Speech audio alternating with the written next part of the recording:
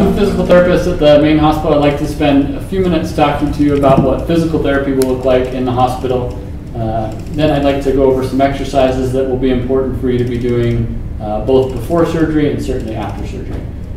In terms of physical therapy in the hospital, the physicians would like us to help get you up and get you moving very quickly after surgery.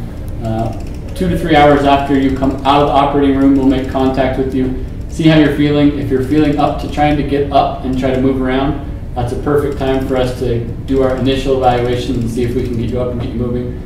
If you're not quite ready for therapy at that point, that's fine, but we do like to make contact with you and see if in a couple hours you might be ready. Certainly that afternoon of surgery, we'd like to see if we can't get you up and get you moving.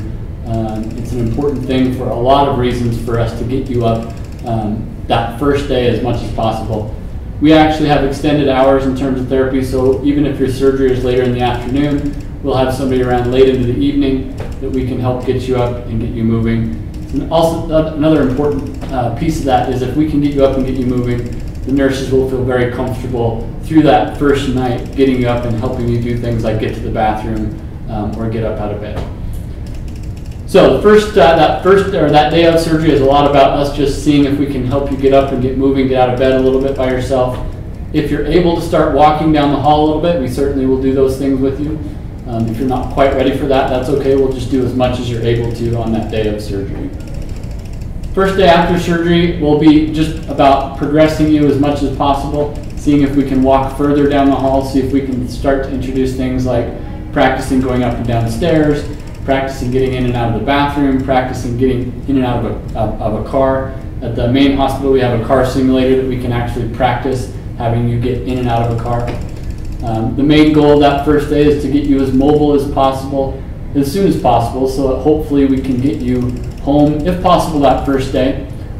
If we need to stay in, or if we need to have you stay until the second day in order to be able to get you home, that's certainly something that we can do. But our focus in the hospital for that first day or two really is about making you as ready as possible for you to go back to a home situation. It's really important from our perspective that you go home as opposed to a different rehab facility or nursing facility. For a lot of reasons that are documented in research, it's actually a much better thing for you to be at home as soon as possible as opposed to staying in the hospital longer or staying in a rehab facility. So everything we do in therapy in the hospital is about making you as independent as possible as soon as possible so that we can get you returned to home. We will practice things like walking with walkers and crutches. We have all those different types of devices, different sizes and shapes at the hospital, so there actually isn't a need for you to bring your walker or crutches into the hospital. It's actually much safer if you keep those devices either in the car or at home. If you need us to help set those up for you in terms of height, we can do that. But we have all the devices that we would need to practice at the hospital. And we actually have a lot of different devices that we can try different things, different types of crutches and walkers that may end up working better for you long term. After the hospital, you'll make it hopefully back home, and a lot of the therapy focus from there will shift to a home health perspective. Physical therapists will be able to come to your house and do an evaluation, make sure that you're able to get around your house. You may have obstacles at your home that you're not thinking about at the hospital, so they can practice going up and down your stairs and getting in and out of your bed and in and out of your bathroom. The therapist at your house will also help practice, make sure that you're continuing the exercises that we've shown you in the hospital, continue to make sure that you're progressing and getting more and more mobile as much as you can through those first couple of weeks.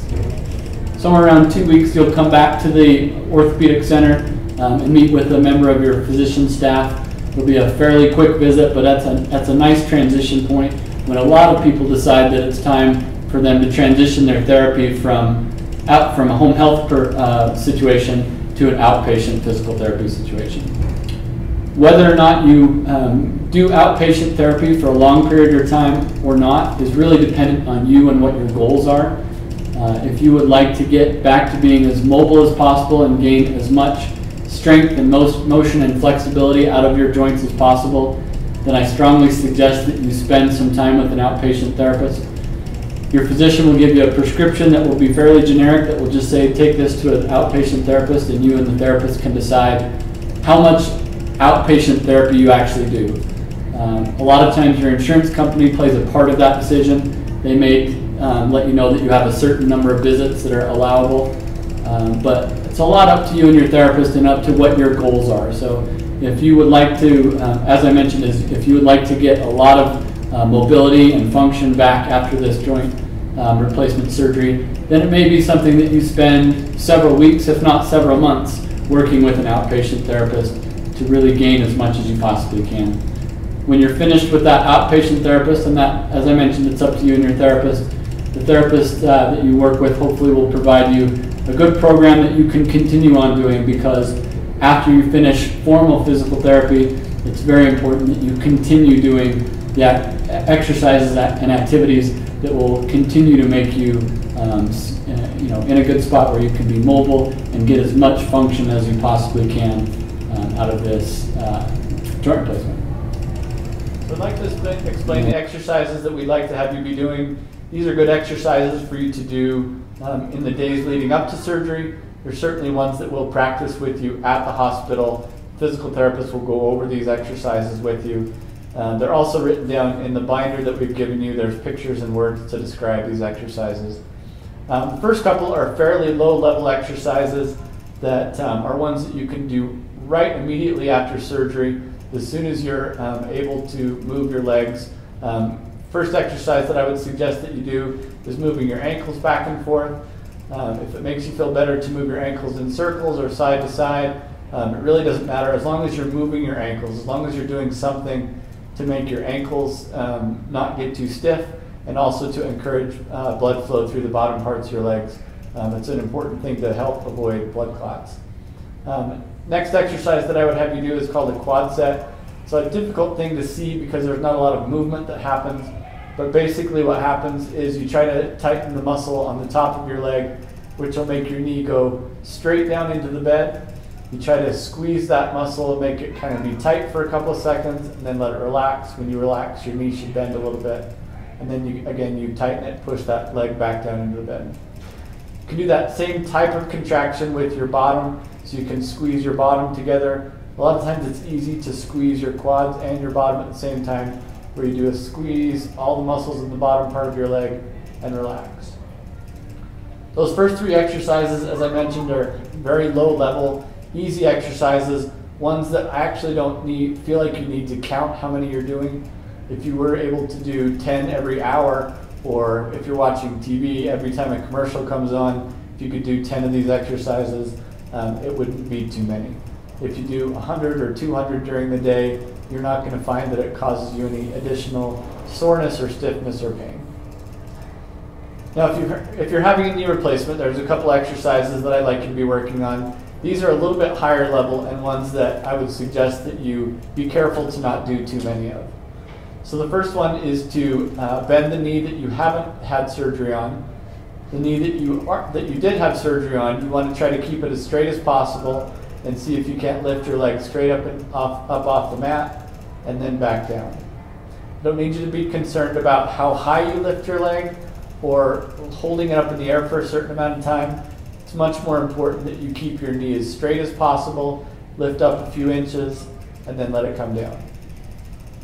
Next exercise that I'd like you to do if you're having knee replacement is to work on bending your knee. You can do this in a number of different ways, but the easiest way in the beginning is to work on sliding your heel back and forth along the bed. If you need someone to help you with this, it's certainly fine to have a therapist or a caregiver actually put their hands on your knee and on your ankle and help you work on sliding your heel back and forth. I also want you to make sure that you're doing as much as you can with this exercise, but don't worry too much about trying to bend too much all at once. So just do as much bending as you're able to, as much as your knee is allowing you to. Now, if you're having a hip replacement, there are different exercises that I would prefer you do. First exercise, in addition to the first three low-level exercises that I mentioned, is to keep your knee and toe pointed at the ceiling. And instead of moving up or back and forth, I'd like you to move your leg out towards the side of the bed or mat or whatever you're laying on, and then back to the middle. So again, knee and toe pointed at the ceiling, your leg goes out to the side, and then back to the middle. The other exercise I'd like you to do after hip replacement is again to slide your heel back and forth along the bed or the table. If you need someone to help you with either of those exercises, it's certainly fine to have them do that. And again, just bend as much as your hip will allow you to do back and forth along the table. Those last two exercises, I would suggest that you only do a limited number, maybe 10 in the morning, 10 in the afternoon, or as much as your knee or hip will tolerate. It is something that you can overdo. So if you do too many of those last couple exercises, it's something that could make your knee or hip swell up and be more sore than it needs to.